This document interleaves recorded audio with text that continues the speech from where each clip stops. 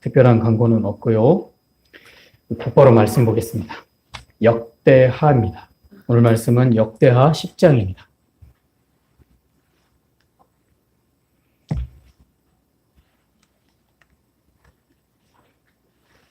역대하 10장 전체입니다.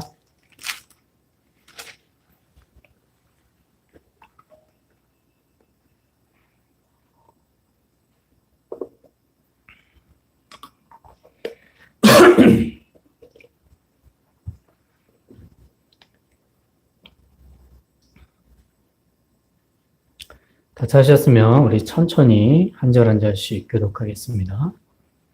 르호보암이 세겜으로 갔으니 이는 온 이스라엘이 그를 왕으로 삼고자 하여 세겜에 이르렀음이더라.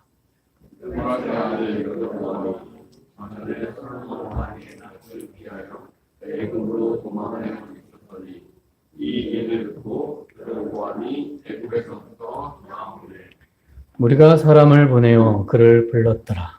여로보암과 온 이스라엘이 와서 르호보암에게 말하여 이르되 왕의 아버지께서 그의 몸을 무겁게 하였으나 왕은 이제 왕의 아버지께서 우리에게 시킨 굴욕과 매운 무거운 몽을 가볍게 하소서. 그리하시면 우리가 왕을 섬기겠나이다. 르호보암이 그들에게 대답하되 3일 후에 내가 다시 내게로 오라 하매 백성이 가니라.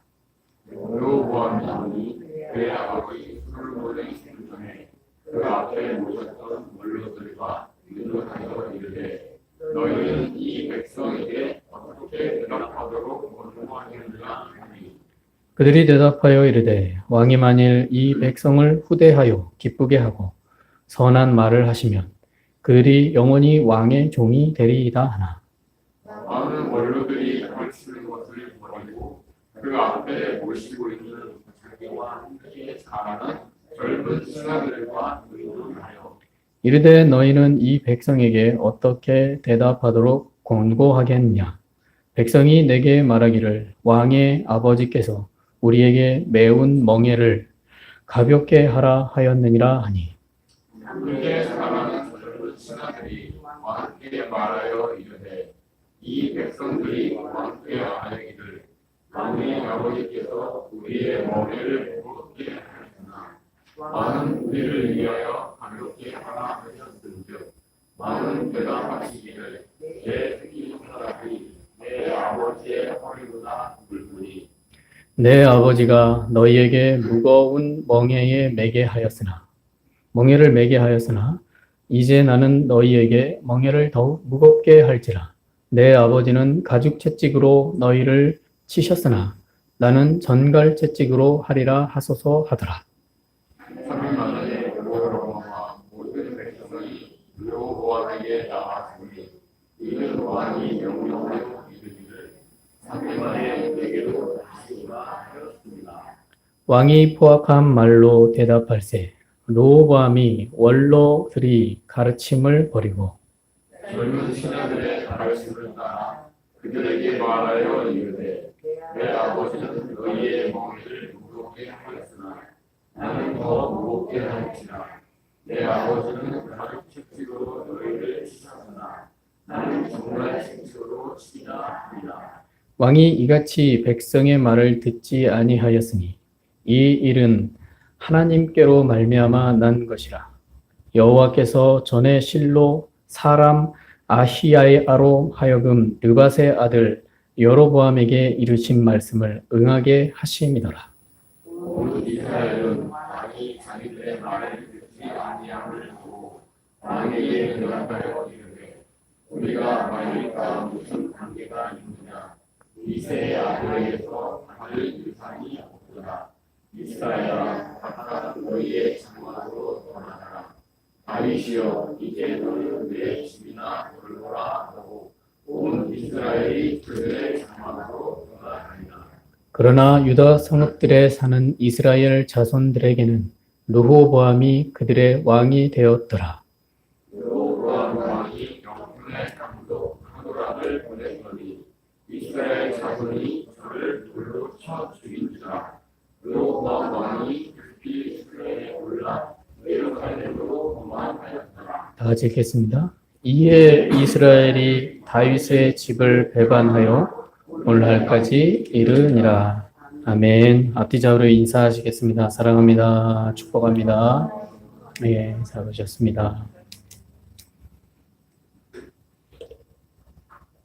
예, 오늘은 이 삶의 선택이라는 제목으로 말씀을 나누도록 하겠습니다. 제가 요즘 몇 주 동안 이 뉴스를 보면서 정말 생각지도 않은 사건 사고들이 전 세계에 터지는 것을 보면서 이렇게 짧은 시간에 이렇게 한꺼번에 이런 일들이 그래서 약간 충격을 받기도 했습니다. 기후변화로 인해서 기후재난 같은 경우는 저와 여러분이 알듯이 일상화됐기 때문에 여름만 되면 항상 전 세계가 몸살을 앓죠. 이게 이렇게 된 지가 한두 해도 아니고 이제는 일상화가 됐기 때문에 우리가 잘 듣고 있습니다. 그런데 이번 일주일 동안 제가 전 세계 나라의 기사들을 또 뉴스들을 보면서 몇몇 나라들이 민심이 폭발하는 큰 시위가 일어나는 사건을 보도되는 것을 보았습니다. 그 중에 이제 대표적인 게 뉴스 보셔서 아시겠지만 네팔 같은 경우, 예, MZ 세대죠. 우리 종아 나이 세대들, 예, 그 세대들이 반정부 시위가 일어나가지고 아예 그냥 정권이 사라져 버렸어요. 그래서 임시 정권이 세워지는 일이 벌어졌습니다. MZ 세대들의 반정부 시위로 인해서. 이유는 다른 게 아니었어요. 인스타그램하고 유튜브 같은 그런 방향을 다 금지시킨 거예요. 그러더니 MZ 세대들이 들고 일어난 거죠. 근데 그렇게 이 정도까지 정부가 바뀌어버리는 임시정부가 생길 정도로 그렇게 영향력이 크나 그걸 살펴봤는데 자세히 보신 분은 아시겠지만 네팔의 MZ 세대가 인구수가 40%가 넘는다고 합니다. 대부분의 세대들의 그러니까 중간 정도의 연령층들이 다 MZ 세대래요. 그러니 들고 일어나니 정부가 바뀌어버리죠. 그럴 수밖에 없죠. 우리나라는 그렇지 못합니다. 또 프랑스에서 보시면 긴축에 대한 문제 때문에 나랏빛 때문에 중상층들이 일어난 거예요. 뉴스에서 보시면 아시겠지만 자세한 설명 안 합니다. 그냥 반군이 일어나서 경찰들이 방패 들고 시위하는 거 진압하고 이런 일들이 벌어지고 있는데 자세히 들어보면 프랑스의 중상층들이 들고 일어난 겁니다. 그래서 20만 명의 시위가 나왔어요. 그게 전국적으로 퍼져나가고 있습니다. 그래서 마크롱 내려와라. 탄핵해야 된다. 이 정도로 이 반정부 시위가 프랑스에서 또 일어나고 있고요. 인도네시아 같은 경우도 반정부 시위가 점점 확대되고 있습니다. 제가 찾아본 것만 해도 이게 3개인데 이것 말고도 이스라엘의 팔레스타인이 전쟁으로 인해서 난민 문제가 굉장히 심각해져서 지금은 아예 그냥 이스라엘이 이 팔레스타인 지역에 진입을 시도해가지고 아예 점령을 하려고 마음먹고 들어가가지고 굉장히 심각한 문제가 대두되고 있고요. 또 러시아는 계속해서 유럽과 긴장 상황에 있습니다. 그래서 폴란드의 무인기를 침투시켜서 나토와 전쟁하냐 마냐 하면서 긴장 상태에 처해져 있고 이뿐만 아니라 전 세계적으로 정치, 또 우리나라는 경제 문제죠. 미국과의 갈등의 이 경제 문제, 그리고 사회적 갈등, 정말 혼란을 겪고 있습니다. 심지어 전문가들은 말하기를 오늘날 21세기 2025년도 이 시대가 예측할 수 없는 시대라고 말을 합니다. 그러니까 하나님을 모르는 사람들조차도 이 시대가 예측할 수 없대요. 어떻게 뭘 선택해도 예측할 수 없는 시대라는 거죠. 이런 이야기를 들어본 적이 있습니까? 예측할 수 없는 시대. 과거에는 이 정도까지는 아니었습니다. 어느 정도 예측이 됐어요. 그런데 지금은 기후부터 시작해서 정치, 사회, 경제 모든 게 다 예측할 수 없어요. 혼란의 시대입니다. 우리는 저와 여러분의 삶은 그냥 삶의 현장에서 우리가 가진 직업, 우리가 가진 삶의 현장에서 그냥 살아가고 있죠. 그런데 그래서 우린 좁은 곳에서 살고 있기 때문에 좁은 시야로밖에 세상을 봅니다. 그런데 이렇게 뉴스만 좀 보더라도 여러분 전 세계가 예측할 수 없는 시대에 살고 있다는 거죠. 그래서 민족이 민족을, 나라가 나라를 서로 대립하는 일이 이제는 일상처럼 나타나고 있다. 그래서 이 뉴스를 일주일 동안에 일어난 이 일들을 보면서 여러분 이 일들이 일주일 만에 한꺼번에 일어난 일이에요. 예전에는요, 어쩌다 한 나라, 어떤 한 민족 그렇게 일어났어요. 근데 일주일 만에 이 세 나라에 일어나는 일, 이뿐만 아니라 전 세계에 일어나는 일들이 한꺼번에 일어나고 있는 거예요. 그래서 약간 저는 충격을 받았습니다. 어쩌다 한 나라가 문제가 일어난다면, 아, 그럴 수 있다. 그런데요, 일주일 사이에 이게 한꺼번에 일어나는 거예요. 그래서 생각을 하는 거죠. 와, 이거 정말 예측할 수 없는 시대다. 그래서 이러한 문제가 야기되는 이유가 무엇 때문일까 한번 생각을 해보면요. 다른 게 아니더라고요. 각 나라의 지도자의 정책이 어떤 방향을 선택했느냐가 중요하다는 겁니다. 예. 그러니까 지도자가 어떤 방향을 선택했느냐가 굉장히 중요하더라고요. 예.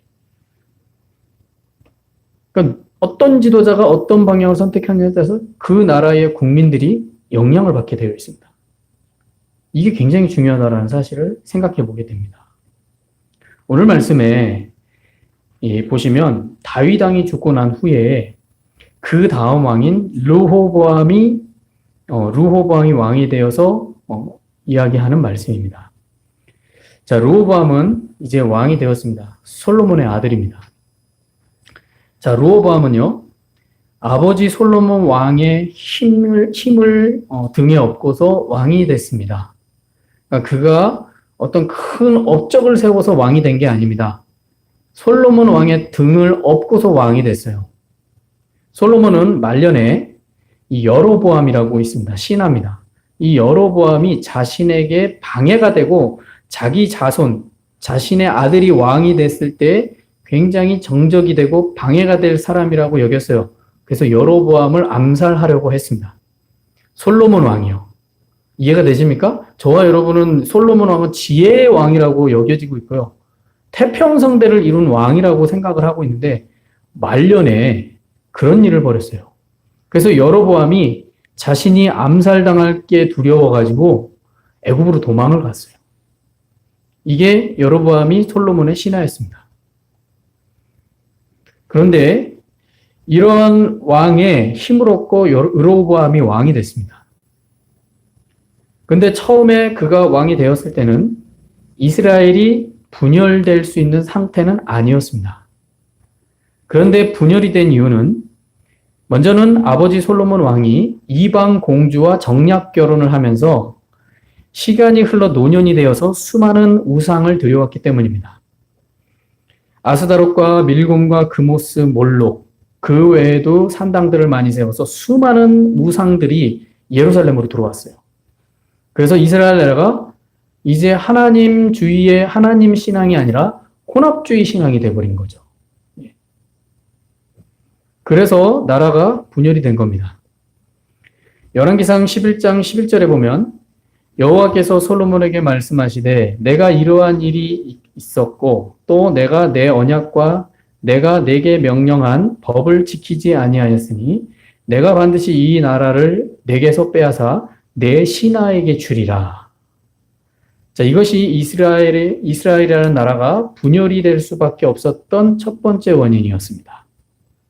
그리고 르호보암이 왕이 되자 그의 잘못된 통치 방식으로 인해서 결국 예언대로 나라가 분열이 됩니다.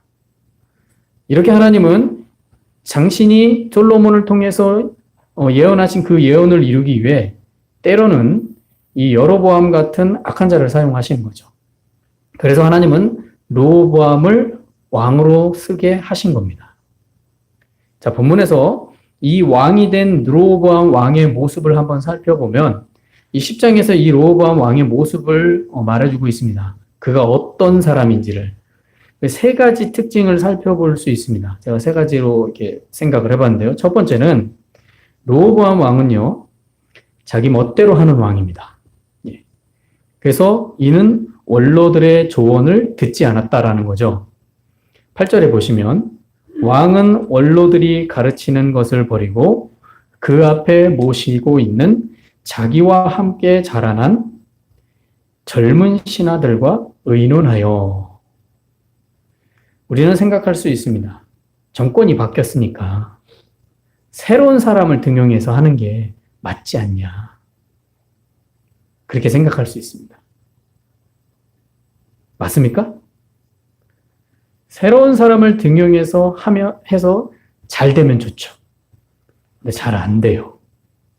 예. 통계적으로 봤을 때 경험이 없는 사람을 세우면 문제가 발생합니다. 항상 그래왔습니다. 그래서 저와 여러분이 아는 현재 미국을 보십시오. 겉으로 봤을 땐 뭔가 되는 것 같아 보입니다. 근데 그 안을 보면요. 예, 문제가 아주 심각합니다. 정부의 중심이 없어요. 예, 이랬다 저랬다 계속 그래요. 미국이 전례 없이 그러는 거를 처음 봤어요, 저는. 좀 지금까지 와서 미국은 굉장히 일관되게 가거든요. 근데 미국이 이랬다 저랬다 하는 걸 보면서 야, 정권의 중심이 없구나. 이 생각을 하게 됩니다. 왜 그럴까? 옆에서 조율해주는 사람이 없는 거죠. 예. 쉽게 말하면 옛날로 말하면 책사. 예. 더 옛날로 말하면 전쟁을 치를 때 옆에서 조언해주고 방향을 제시해주는 제갈량 같은 그런 인물. 없는 거예요, 그게. 그냥 지도자 마음대로 가는 거예요.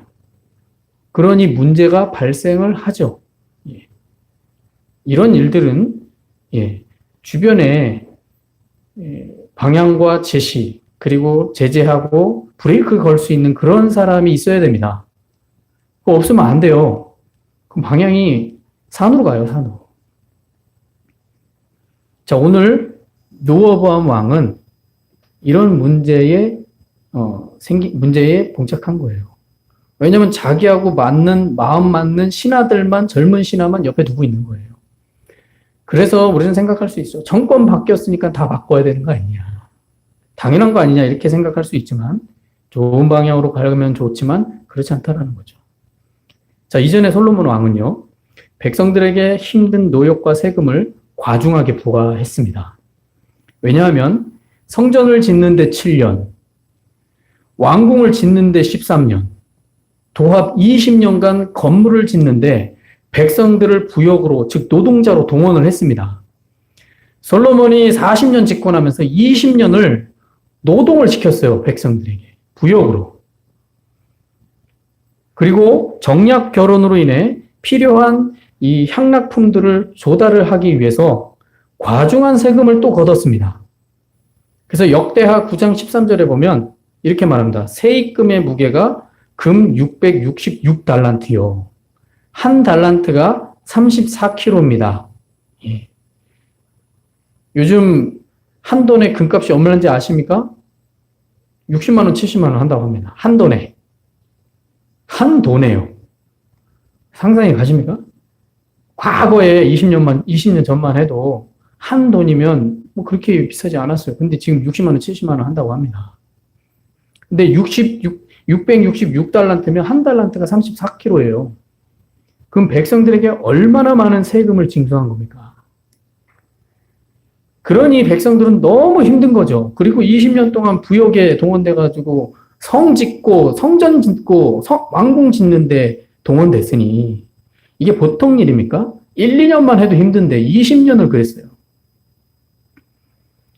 그래서 솔로몬 왕에는 태평성대 뒤에는 철권 정치가 있었다는 사실을 생각할 수 있어야 됩니다.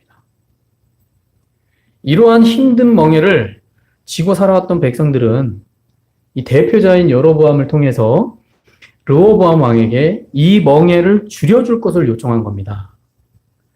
또한 원로들도 마찬가지예요. 백성들이 너무 힘든 걸 아는 거죠. 예, 솔로몬의 신하였던 이 원로원들도 백성들을 후대하고 선하게 대하면 백성들이 종이 될 것이다 라고 조언을 합니다. 이 상태는요, 르호보암 왕이 선하게 선대해주면 백성들이 다 종이 될 거예요. 문제가 안 생겨요. 나라 분열 안 생깁니다.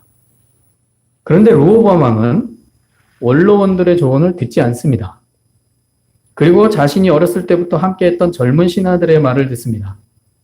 자, 사람은 살아가면서요, 때론 어떤 인생의 어떤 큰 결정을 내려야 할 때가 올 수 있습니다. 그리고 그렇게 옵니다. 인생의 어떤 큰 전환점이라든가 어떤 인생의 어떤 큰 결정을 할 때가 있어요. 이때 삶의 경험이 풍부한 어른들의 말을 듣는 것이 또한 지혜일 수 있습니다. 그러나 나이가 들었는데 삶 철이 덜 든 사람이라든가 아니면 지혜가 없이 자기 마음대로 살아간 사람이든지 아니면 젊은이보다 못한 생각을 가지고 방탕하게 살아가면서 이래라 저래라 하는 어른에게 조언을 듣는다는 것은 고려를 해봐야 될 문제이기도 합니다. 그러나 그렇지 않고 현명하고 또 지혜롭고 그래도 본받을 만한 삶을 살아간 분의 조언을 들을 만한 분이라면 듣는 것이 젊은이가 살아가는 데 있어서 하나의 지혜라는 사실을 알아야 됩니다. 그런데 젊은이들은 그러지 않죠. 자기가 원하는 대로 자기가 뜻하는 대로 살고 싶은 거예요. 그래서 들어야 되는 거죠. 그게 지혜입니다.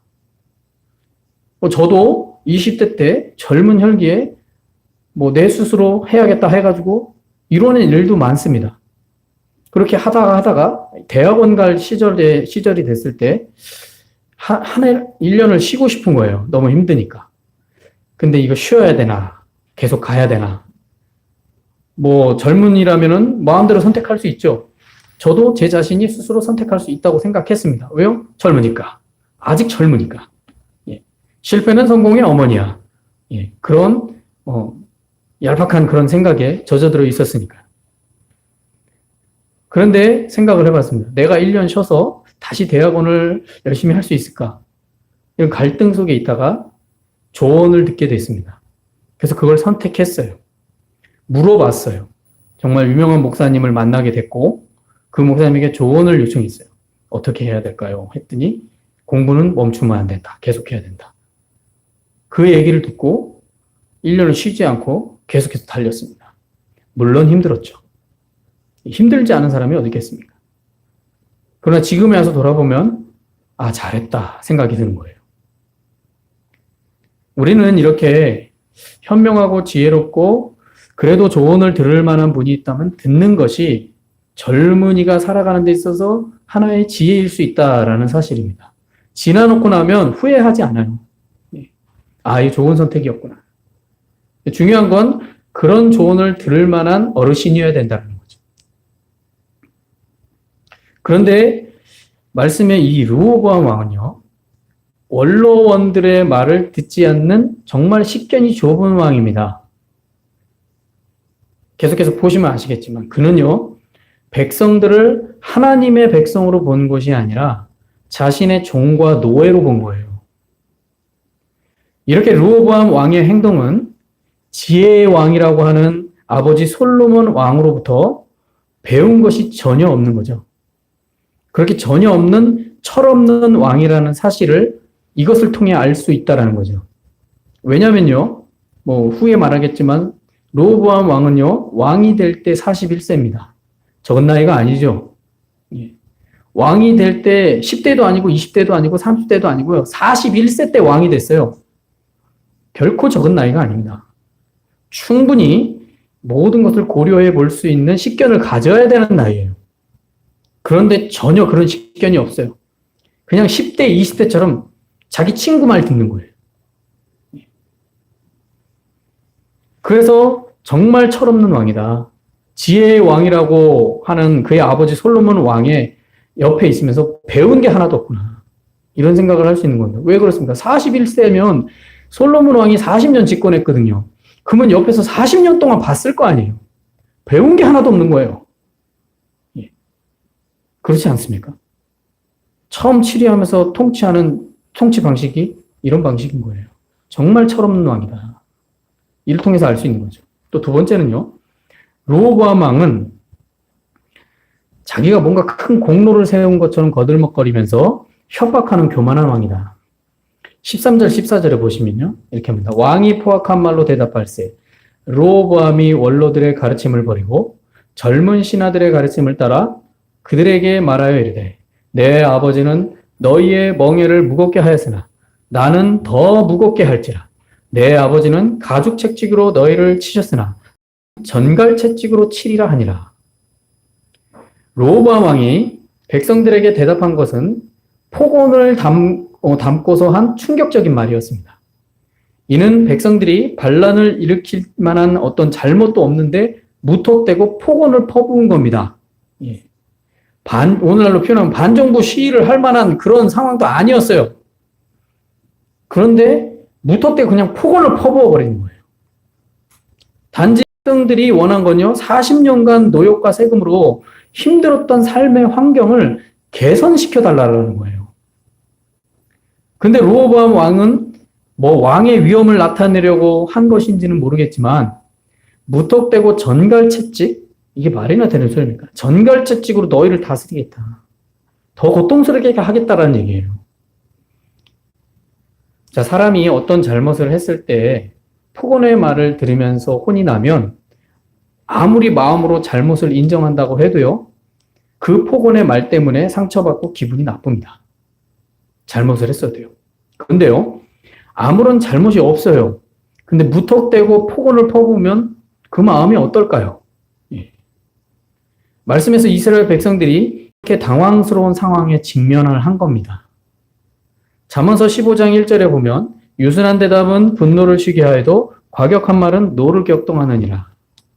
자, 아무리 좋은 말이라도요, 과격한 말로 하면 좋아할 사람은 한 명도 없습니다.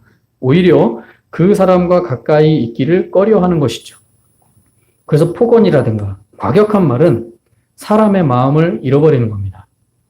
그래서 사람을 잃어버리고 싶으시면 폭언을 하면 아주 쉽게 사람을 잃어버릴 수 있다는 거죠.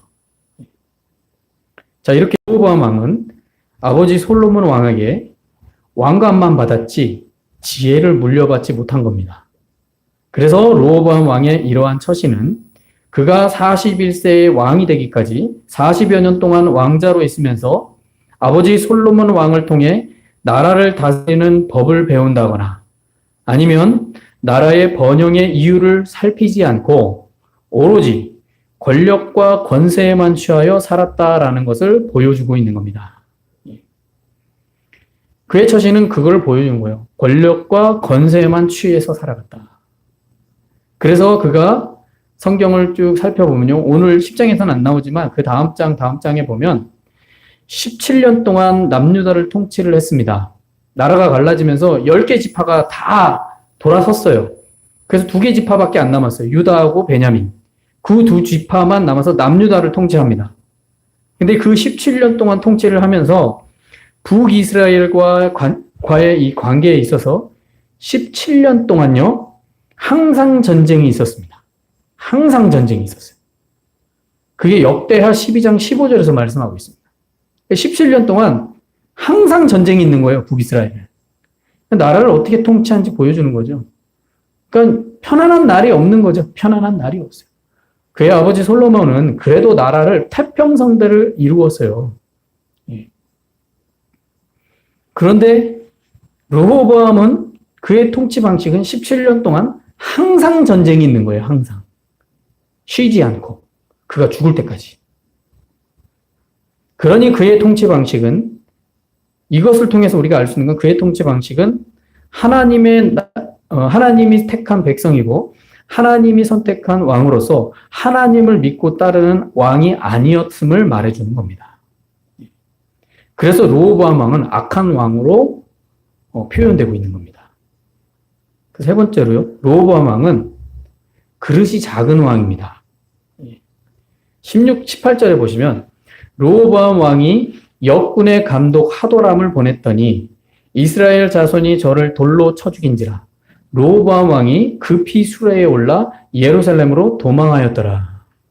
자, 르호보암 왕은 감독 하도람이 죽는 것을 봤습니다. 이스라엘 백성들이 돌로 쳐 죽여버리는 거예요. 그 장면을 보고 자기도 죽을까봐 도망쳐버리는 비겁한 왕입니다. 자기만 살겠다고 도망치는 정말 그런 그릇밖에 안 되는 작은 왕이다. 그래서 르호보암 왕에게 왕위는요, 마치 어린아이에게 권총을 주는 것과 같습니다. 어린아이에게 권총 주면 그 어린아이가 이게 권총을 쏘면 어떻게 되는지, 무슨 일이 생기는지 어떻게 압니까? 그런 상태인 거죠. 어린아이에게 권총을 주는 것과 같다라는 거죠. 그 왕위가 무엇을 위해 써야 하는 것인지도 모르고 있는 왕입니다. 이렇게 자신이 감당하지도 못할 이 왕의 무게의 권력과 지휘봉을 받은 겁니다. 이게 르호보암의 왕의 모습입니다. 이런 왕한테는 통치를 받으며 살기보다는 이런 왕은 모시고 살아야 되는 겁니다. 통치를 받으면 고통스러워요. 그래서 모시고 살아야 되는 왕이에요. 그래서 믿을 수가 없는 거죠. 그러니 그의 말 한마디로 인해서 내가 정갈채찍으로 너희를 다스리겠다. 그 말 한마디로 인해서 나라가 쪼개져 버리는 겁니다. 모든 것에는 지도자의 문제입니다. 성경을 보면요. 특히 이 왕정시대의 지도자들을 보면 문제는 항상 지도자 때문에 생겨요. 왜요? 권력이 왕한테 집중되어 있기 때문에 그렇습니다. 오늘날은 어떨까요? 아무리 민주주의 국가라고 해도요, 권력이 지도자에게 집중되어 있는 걸 무시할 수가 없습니다. 어느 정도는 집중되어 있어요. 그래야 나라가 다스려질 수 있기 때문이에요. 21세기를 살아가는 오늘날 시대도 마찬가지입니다. 민주주의 국가에서는 아시겠지만 국민들이 한 지도자에게 권력을 위임한 거예요. 그래서 그 위임된 권력을 가지고 실행을 하는 거죠. 근데 그 권력을 어떻게 쓰냐에 따라서 천차만별로 달라지게 되어 있는 게 오늘날 시대도 마찬가지 아니겠습니까? 그러니 오늘 말씀에 이 르호보암은 정말 잘못된 권력을 가지고 잘못된 방식으로 행하다가 나라가 쪼개져 버린 겁니다. 이게 두 번째 원인이죠. 이런 말이 있습니다. 하나를 알면 열을 안다. 긍정적으로 쓰이는 말이죠. 하나를 깨우치면 열을 깨닫는다. 이 말과 같이 하나를 보면 열을 아는 왕이 되어야 하는데 르호보암 왕은 그런 왕이 되지 못했다라는 거죠. 또한 르호보암 왕의 이 말과 행동 그리고 그의 의도를 알게 되면 결국 그가 어떤 길을 가게 될 것인지를 마찬가지로 알 수 있는 겁니다. 그래서 하나를 알면 열을 안다라는 건 그 사람을 알면 그 사람이 하는 방식, 그 사람이 하는 정책, 또 그 사람이 하는 행동을 하면 마찬가지로 그 사람이 어떻게 갈 것인가를 알 수 있는 거예요. 다른 게 아닙니다. 알 수 있는 겁니다.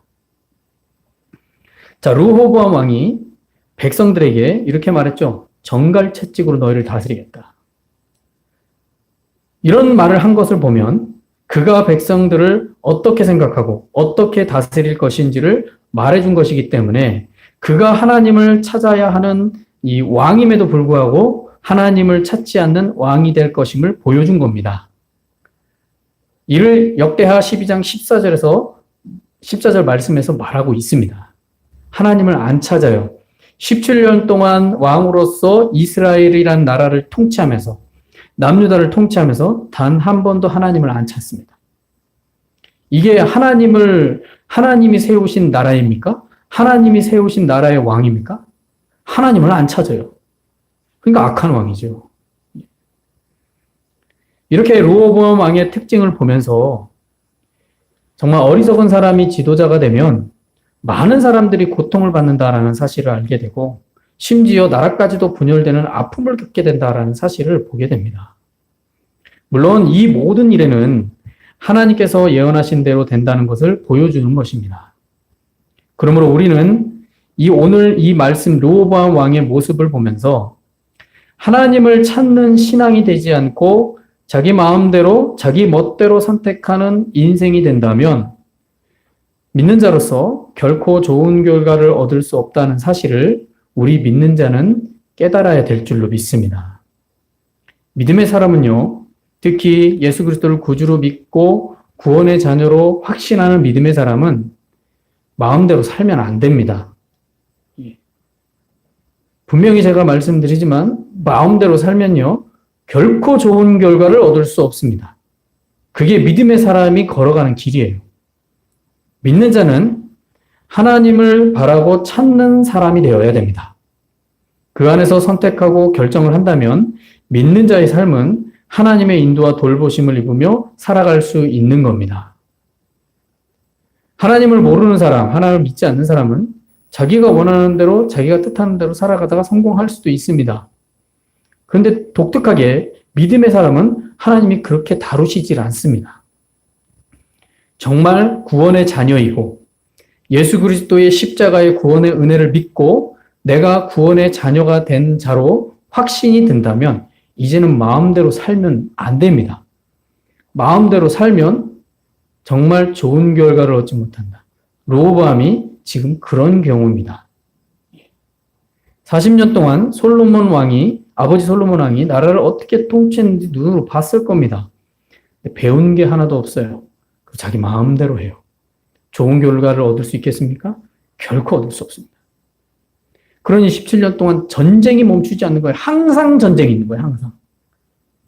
얼마나 심각하게 나라를 통치한 겁니까? 그러니 우리는 이 사실을 보면서 정말 우리 믿는 자로서 하나님을 바라고 찾는 사람이 되어야 합니다. 그렇게 하나님을 통해서 선택하고 결정하는 신앙이 된다면 정말 하나님이 인도하시고 돌보시지 않을까요?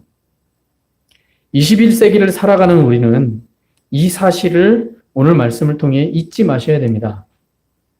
내 인생은 내 인생이니 내 마음대로 하는데 무슨 상관이냐, 이런 어리석고 좁고 얄팍한 생각으로 살아가면 분명한 것은요, 그렇게밖에 못 산다. 성공하고 실패하고 그걸 떠나서 그렇게밖에 못 산다라는 사실입니다. 때로는 조언을 들어야죠. 그게 지혜거든요. 귀를 열어야 되거든요. 그런데 내 인생인데 내 마음대로 사는데 무슨 상관이냐, 그런 말을 하면요, 아무도 상관 안 합니다. 그러면 어떻게 되냐? 그렇게밖에 못 삽니다. 또한 이러한 생각이 어리석은 생각이었구나라고 뒤늦게서야 깨닫는다고 해서 여러분 더 나은 삶을 살 수 있을 것이라는 보장도 할 수 없다는 사실을 알아야 됩니다. 내가 선택했어요. 내 마음대로. 근데 좋은 결과를 얻지 못했어요.